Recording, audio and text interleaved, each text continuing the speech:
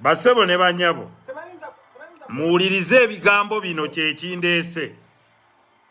Muwulirize ebigambo bino abamu ku basajja bye baayogera nga boogera ku ffe be bannaffe be bayita ba political activists. Wulira. I want to listen to those words carefully. Buli ali kuno. I want these words to be played so that every one of you gets the chance.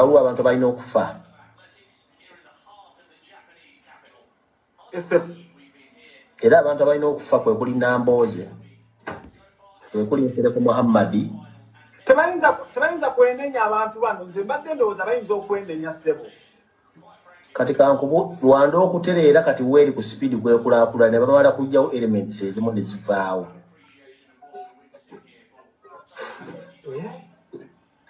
We have 45 million of people of Ugandans right now, but they are suffering because of the cocoon of individuals.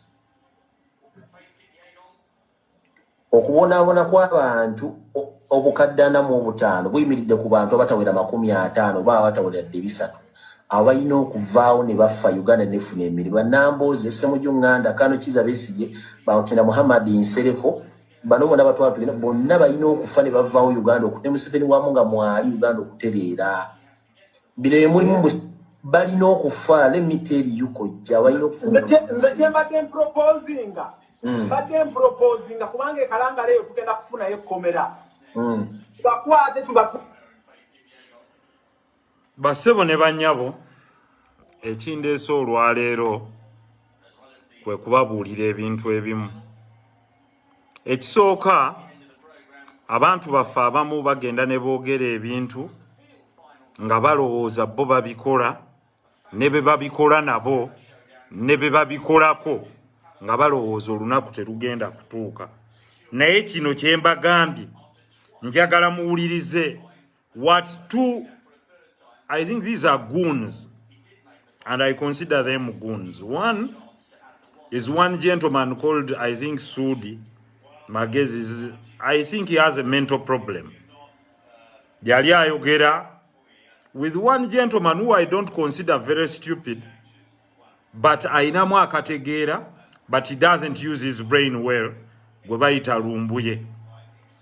Lumbuye Fred ne mujega munono kojja eyita kojja omugezi whom I know as Sudi Magezi ayina kitaawe musajja wa buvunaanyizibwa ne maka ge yali avaamu ga buvunaanyizibwa.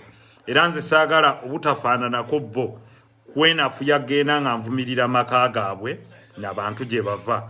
Muwulire ebigambo bye baayogera bano bannaffe abamu be bayise mbu ba political activists.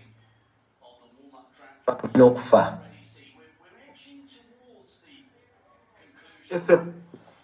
Era abantu abalina okufa kwe kuli Nambooze, kwe kuli NSEREKO Muhammadi. Tebayinza kwenenya abantu bano, nze mbadde ndowooza bayinza okwenenya ssebo. Kati kankubu Lwanda okutereera kati weeri ku speed kwekulaakulana ne bamala kujjawo elements ezimu ne zivaawo.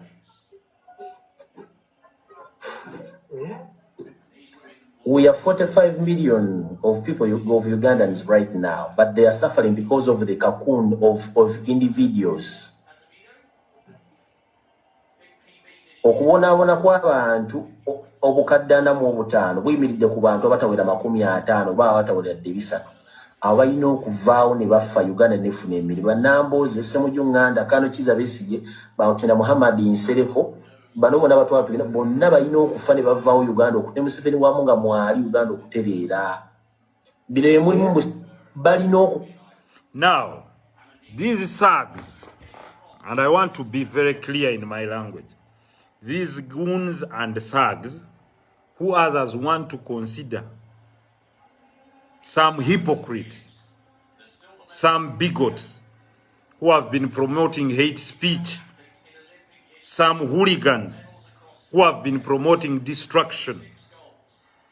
Bagikozesanga campaign that on their way to build their own political muscle, they should destroy others, their families and friends.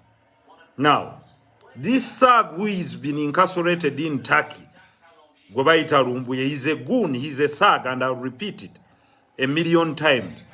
Bazimba cocoon of bigots who are going around using social media to preach hate speech and incite others against others is unacceptable.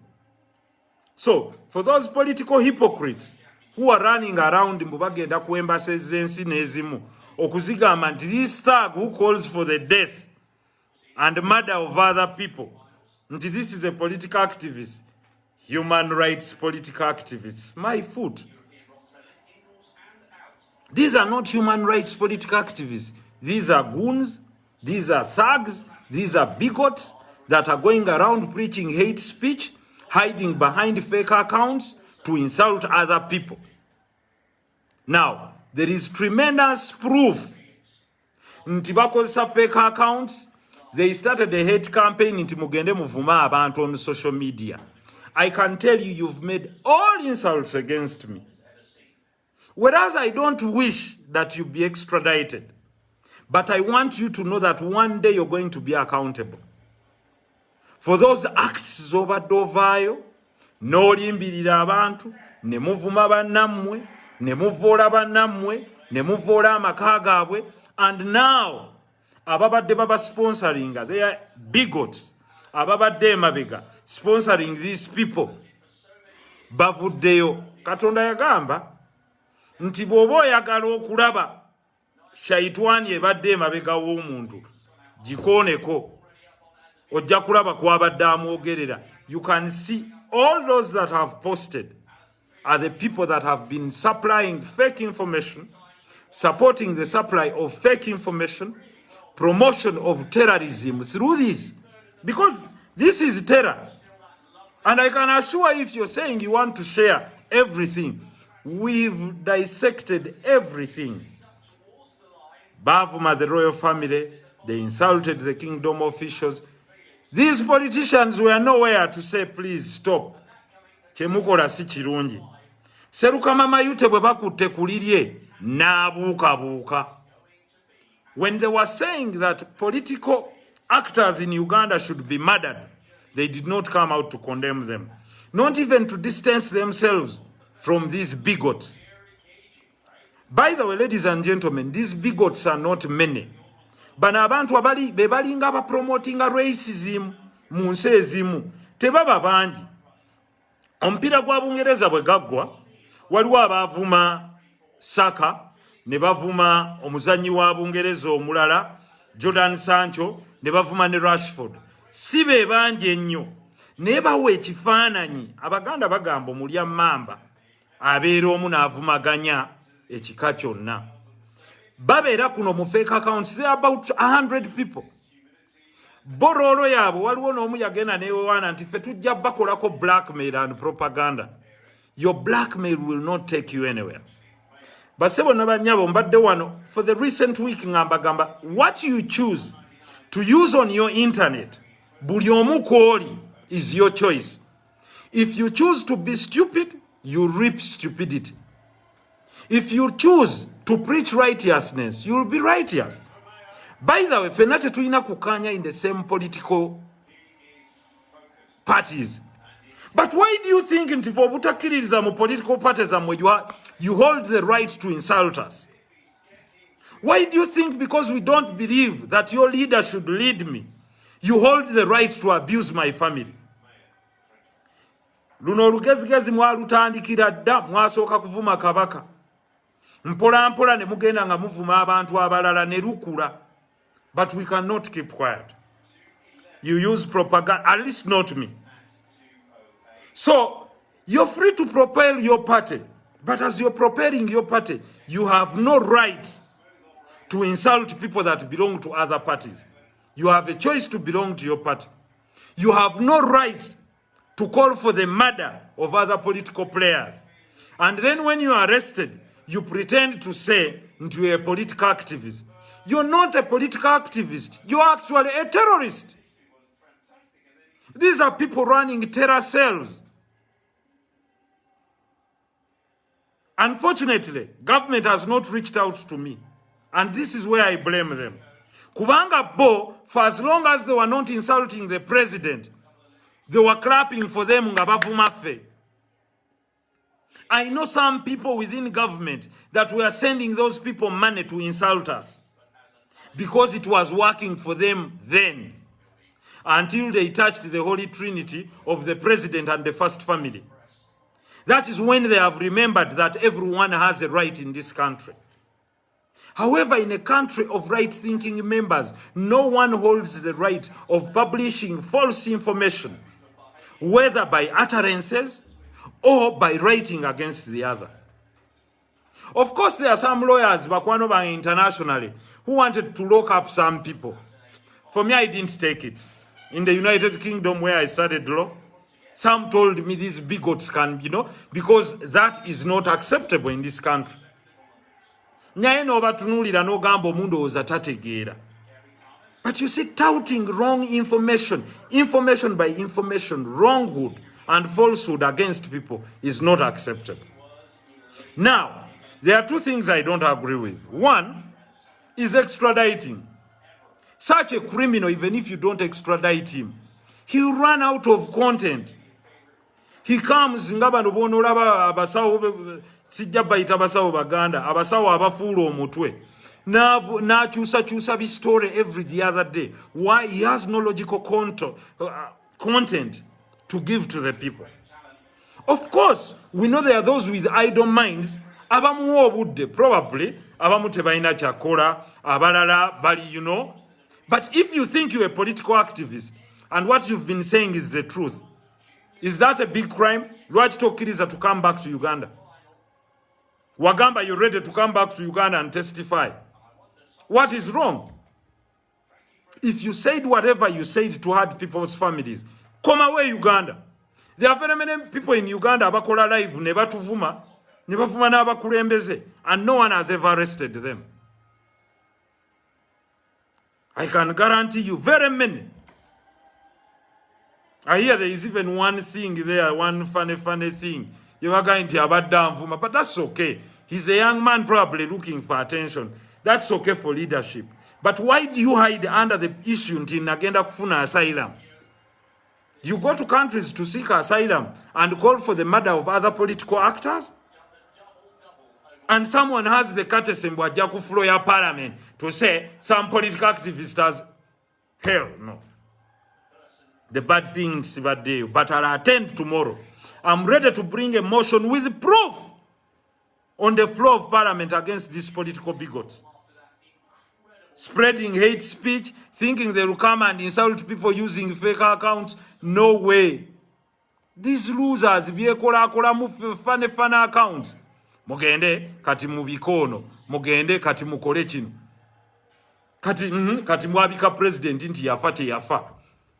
What benefits do you have? And someone with the sane mind, navayo naganti, oyo humanitarian activists, political activists. Nonsense. Such people with shallow brains. Ababadeba promoting these bigots to spread false information that people poison, people that falsehoods. Just because they want to raise their hero. Yes, bobo inerimbe bingo yagala diperereza. Diogereke ebirungi, you don't have to insult the others. But they believe when they insult us to Jakuvaku, Facebook and social media, you're jokers. You're jokers. Because Bobalos, they have a superior right. They have superiority. They can come out and insult people from other tribes. They can insult people from other religions. They can insult, and you would hear that bigot, the way he insulted Cyprian, the late Cyprian, that bigot. Go and pick his videos. When Cyprian, the late Cyprian, went to meet the president, the way that bigot talked about the late Cyprian Kizito Lwanga, you can imagine he has no morals. He's a total criminal. And those very same people, we are going there to save him and get his freedom. We are not there speaking for the late Cyprian Lwanga. When those thugs and goons were insulting him, when they insulted his dead body, Kabaka bamuvuma, those goons, babadde bavuma Nabagereka every now and then. The videos are there, and we've stored all information. Insulting the royal family, insulting the children, insulting Wasajja, insulting everyone and their backers. Olwaleero kasitana mu abantu ababadde balowooza. You've seen their backers. You've seen their backers. Now they are coming out to call them political activists. These idiots that have been preaching sectarianism, that have been preaching genocide.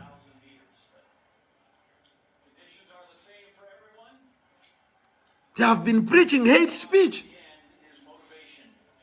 And you say you're going to go to foreign countries and say these are the righteous people? Because they think they have monopoly over opposing the government. We can all oppose, but oppose respectfully. Oppose respectfully. You must know your lips and bounds. And for sure we shall pass a law. I can assure you, you can run however far you run. You'll pay. Nze kyesikanya nakyo is imprisoning them. They must pay for the damage they have caused. Because zino innuendos ze bakola, ne propaganda gwe bakola, damages someone. That is why anyone who publishes anything false must pay from their pocket. Their publications or utterances zihatinga abalala, so they must pay. And the law must come on electronic bullying. They may think someone thinks, Yekwese Dubai, it's too far. It's not too far. If a judgment is passed against you and ex parte, the court in any country can enforce it. And that's what they forget. I can sue you neboba tori wano, and the courts enforce the judgment against you. Jolly. They don't want to think. So these thugs hide behind computers to think they'll intimidate people. No way. We are unintimidatable. Rubbish. What has he done for the country? Just sitting behind Kasaruni Katuram, that fugitive who ran to Turkey. Funny fugitive ran to Turkey is a fugitive. If he knew he had gone to Turkey in 2016, why didn't he seek asylum in 2016? What way are you amunonya? Everyone knew abadde akola money exchange, money changer. No. Don't think everyone is going to be bullied and everyone is going to be intimidated. There must be leaps and bounds. I have the right to kusonyiwa ng'omuntu, but you have no right to go and insult people's families. Even if Museveni has a problem, I have no right to go and insult his late grandmother, or his mother, or his child, unless ng'omwana we ali mu public domain. Naye nawe toyina right emu insultinga. Go into a logical argument, omugaye kino kye wakoze kikyamu, kino kye wagambye kituufu. You come and insult Nabagereka nga bw'oyagala. Mb'onjagala nnyo Kabaka nga bw'ovuma mukyala we. Omanyi njagala obwakabaka ng'okeera n'ovuma mukyala we. N'ovuma abaana be. These thugs need to be put to order. They are pretenders, are hiding behind the wolf's sheep. And now you've known their backers. Kino nakyo kimanyisa abantu b'Emmengo. Mubarabye, those that have posted him, calling him a human rights activist, are the same hypocrites that we are telling him to insult you. They have been behind all these insults because the beneficiaries of these insults were them. You have the right to belong to your party, even if it's NUP or FDC or DP. You have no right to insult me for not belonging to your party. You have no right to belittle anyone for not thinking the way you think.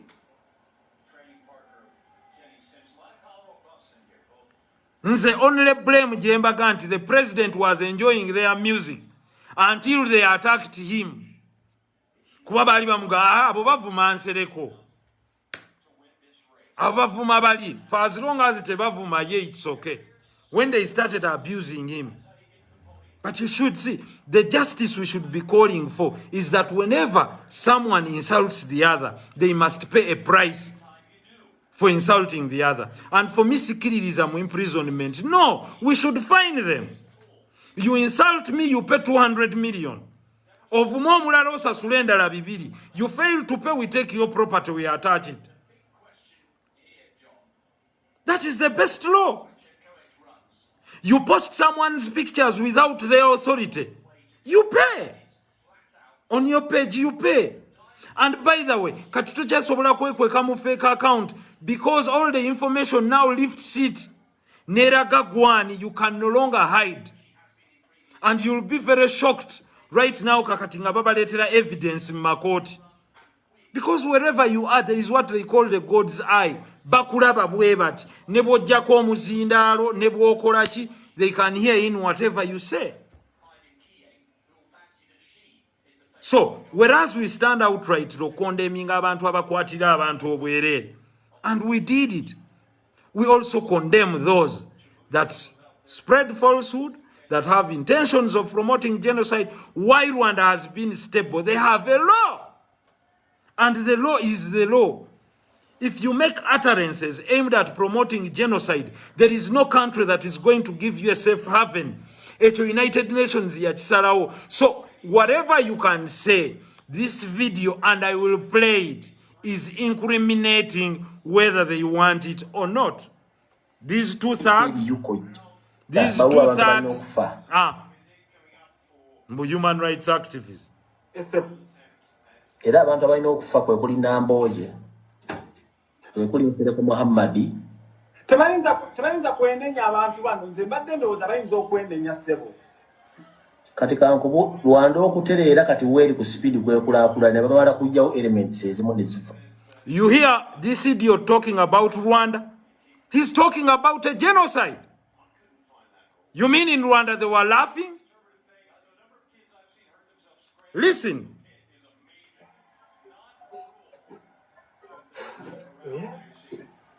We are 45 million of people of Ugandans right now, but they are suffering because of the cocoon of individuals. Okubonaabona kw'abantu obukaddana mu obutaano buyimiridde ku bantu abatawera 50 oba abatawera 300 abalina okuvaawo ne bafa Uganda nefuna emirimu. Bannambooze, Ssemujju Nganda, Kano Kiza Besigye, Bamutina Muhammad NSEREKO, bano bonna batwala bonna balina okufa ne bavaawo Uganda okute Museveni wamu nga mwali Uganda okutereera. That's terrorism. That is terrorism. And the goon comes out and says, and his hypocritical backers, that this is a political activist. Shame on you. Shame on you. Walio Mwekweka, every now and then, they were hiding away.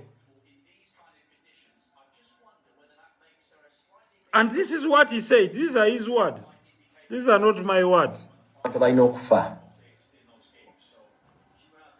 So, abantu bali kuno, baga nti musonyiwe. What had Betty Nambooze done to this school?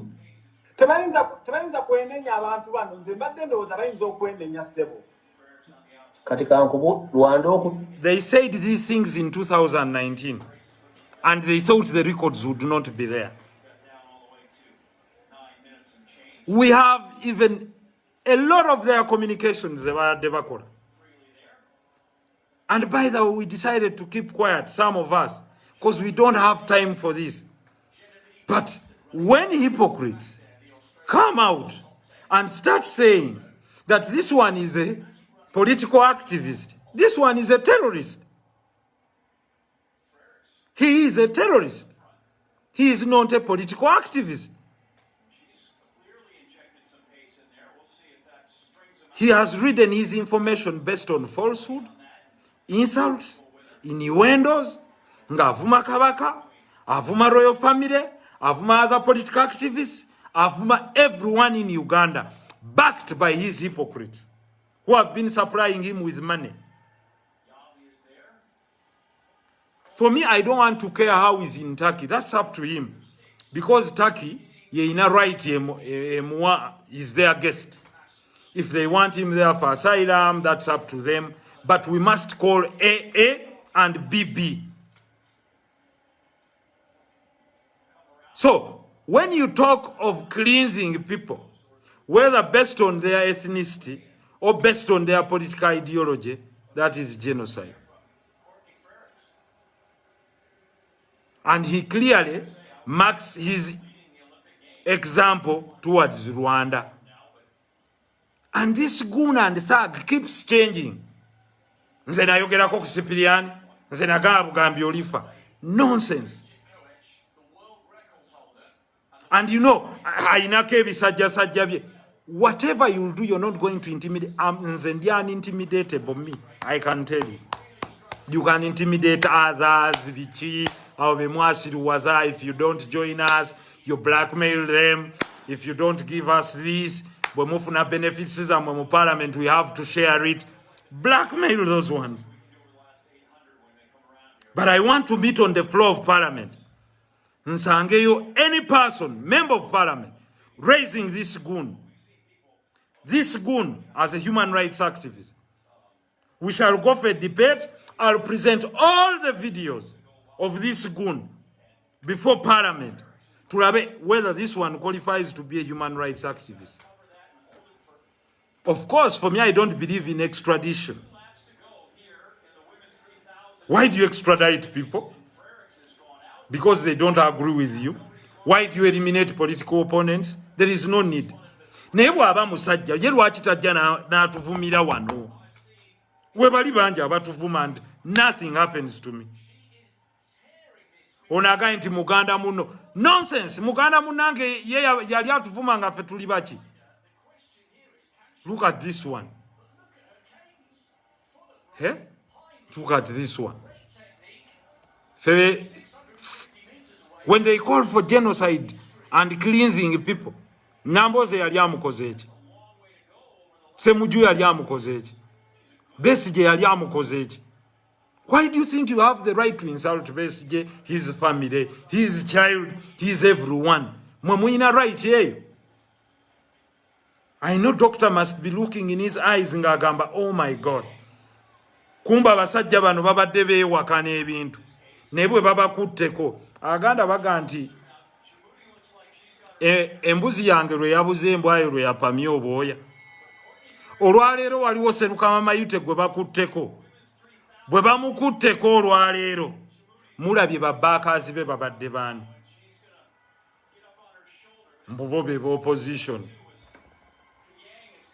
You know, political activist has been arrested. Political activist has been arrested. Do you compare him to Eddie Mutwe? Zai came out and posted Eddie Mutwe. Because the man, yasibirwa bwerere. Nubianili was imprisoned for nothing. He's humble. Fena to drawing out difference. But this is a goon hiding in Turkey. Mutu ye propaganda to be kenti ono yafudde. To be kono nti yafudde. Because bagala spark to create unrest. You goons, do you know what it takes to rebuild a country? Alisi bobere Turkey awo totunula muno olaba ekife Syria. Do you know what it takes when a country goes back to zero to rebuild it? Oba olowooza ekera bukeeze enkya neddawo. Do you see what is happening to Libya now? Bagenda myaka 12 kumpi. Nothing. Omulibya yali tasabangako kati ajja asaba n'asayira mu Uganda. Because this goon thinks for him he can send people by creating anarchy. Yeye kweke Turkey mbwa seeking asylum. No. No. No, it is unacceptable that a goon sits in Turkey. Kiri eyo kyogera. Omanyi bwe mubaze akalubwe kanagwa mwoche ebizimbe byonna. That goon. Mwoche ebizimbe byonna mulimu ekikyo kiriwa.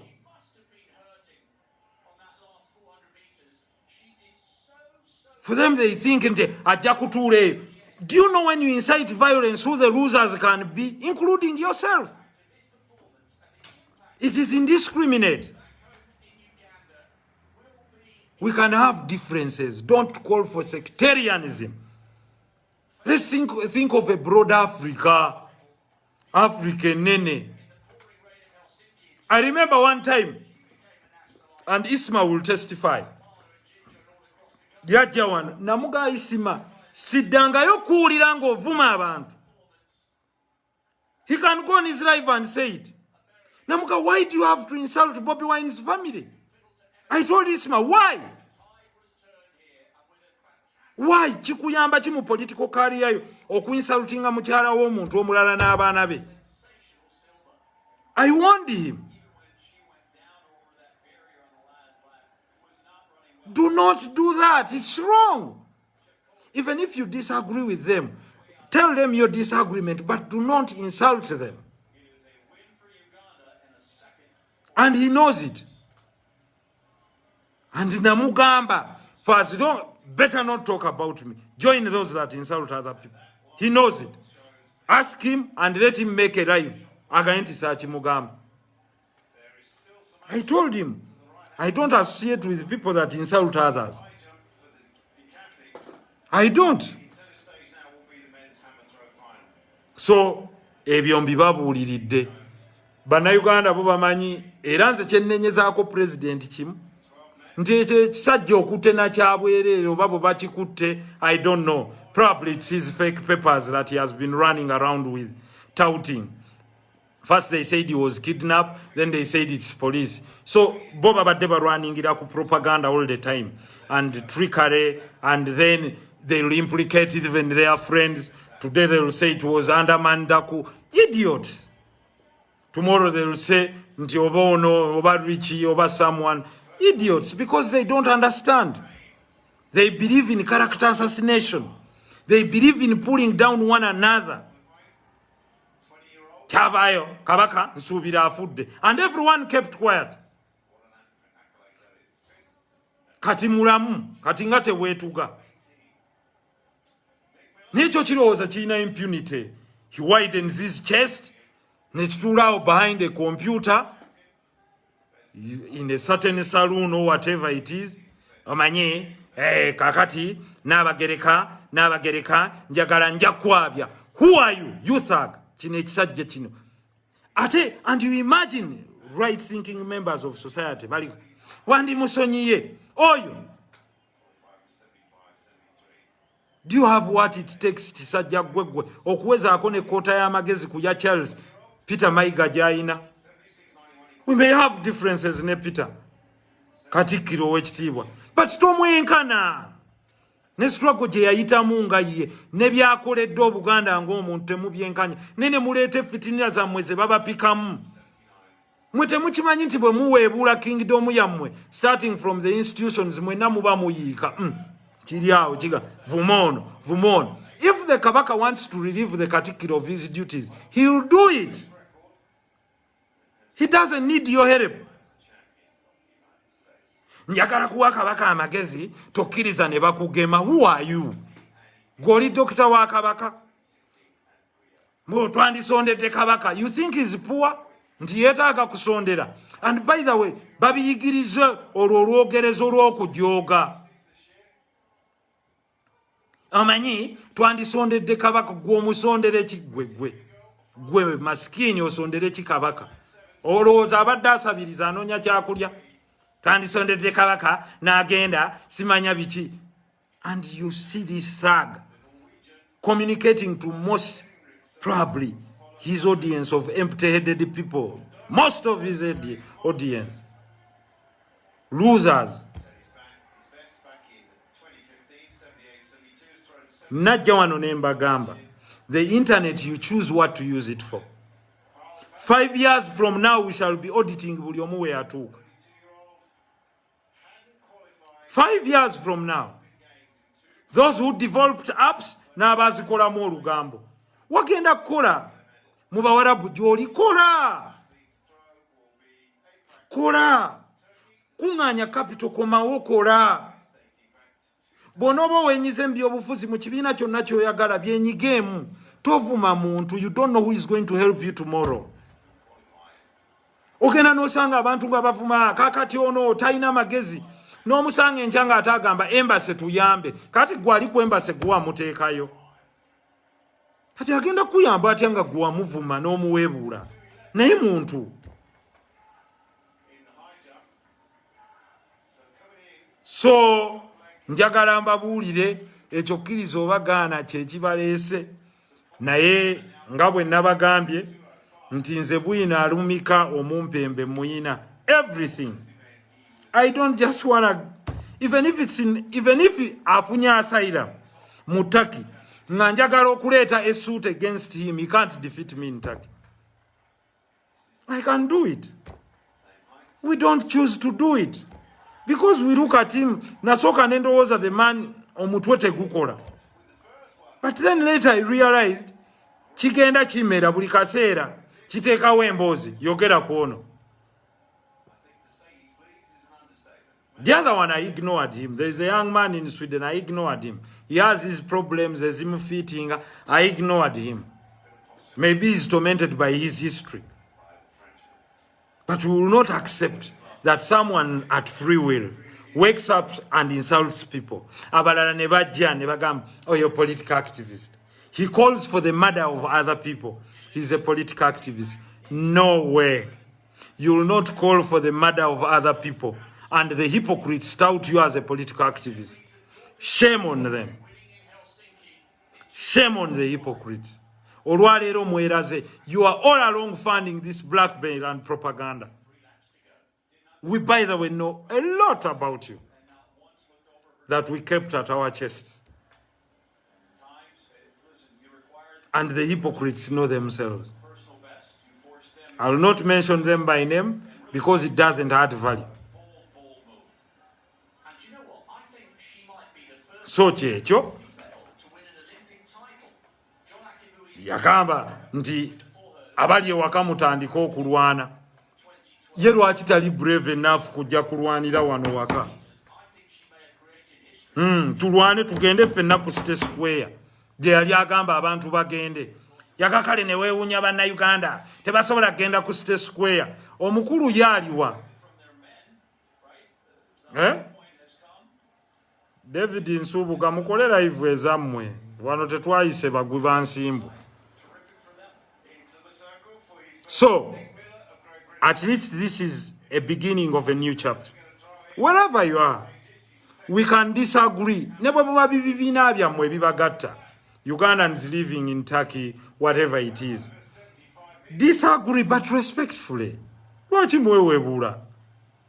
Lwaki mwerukako ebigambo mbono simanya yawadde ono obutwa simanya obutwa babusitulidde mu kooti gwawe buyitawo wowe batabulaba kakati wetwogerera bagenda kuwa gundi obutwa bwe yamaze okunywa obutwa era ye nga ali awo alengera droni zange zindaga nti obutwa bubuuka bwe bwatuuse mu bbanga ne bufuumuuka ezo zitambulabudde nti bagenda musena. So, we are not threatened by these bigots about spreading a hate speech that think they can perpetrate genocide. They think they can hide behind fake accounts to promote divisions in Uganda and promote violence. To hell with you, there will be no violence in Uganda. We want a peaceful change in our country. So if you want change, we can have it peacefully. But for those of you about failing to even to run in a small business, mwagalambo kiike tujiwemu enfuufu nedda. Nedda.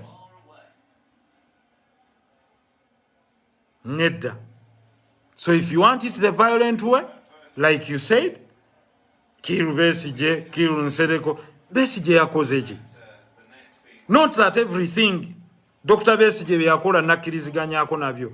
But where do you get the guts to say that a man who was imprisoned 394 times plus deserves death? Where? Where does this goon get the moral authority? With this hanky man, another confused fella seated somewhere. Where does he get the moral authority to say that Besigye deserves death? That he deserves to be killed? That he deserves to be assassinated? And his hypocritical friends are posting that one is a political activist, is a humanitarian activist? You must be ashamed of yourself. You must be ashamed of yourselves. Kati mbawadde ekyokwogera mugende mukole bulaivu bwammwe yonna gye mutuula ku mikebe oba muba olumu some of you are seated on in washrooms mukole bulaivu. Omulala alinga akatudde mu mpuku kokokokoko kakati sebo njagala kutegeeza. Please. I only come here because I have content to give you. So, let no one think in Dizija, I'm jubilating that this guy has been arrested. No, but he said he's above the law. Yaga for him in Turkey is a king. But he cannot continue to be a king even if they release him. I repeat, even if they release him. And he continues to promote blackmail and propaganda. There are laws in Turkey. The arm of the law will reach out to him. If he's brought back to Uganda, the same arm of the law will deal with him. He has multiple suits he will answer for. I'm telling you. And all the evidence is there. Some of us are used to your insults. Please go ahead. You can draft all insults that you have. Some have forgiven. There is a young man, Kanyama, I think in Dubai. That one you just forgive. Charlie Chikola wano Muchiseka. That one you just forgive. What amanyi kyakola? The young man doesn't know. He's just being misled. There is another one in London. That one you ignore. He's looking for survival. He makes videos looking for survival. He says he wants to begin a war in Uganda. He's just a lost person. This one also. I hear Chimbugwe. Chimbugwe he was in sports.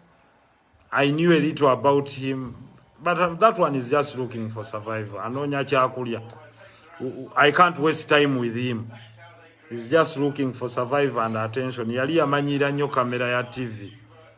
Kati he's just looking for survival and attention.